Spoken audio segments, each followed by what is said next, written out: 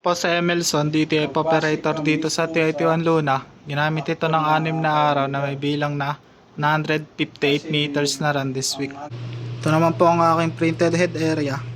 Ang damper, ang capping na may 90% good condition pa. Head clean. Linisin na wiper after head clean. Nozzle check, yan po, buo naman po siya. Ang ink system na tama pa ang label. Ang waste tank na dinispose ko kahapon. ABR tsaka ground wire nakadikit naman po sa pader. Andito naman po stock namin ng unused ink, powder tsaka solution, DTF film. Ito naman po weekly inventory report, consumables withdrawal, daily output record, smoke purifier. Diyan naman po sa white na tela na iipon yung moist nya. Dito naman po yung on and off button nya.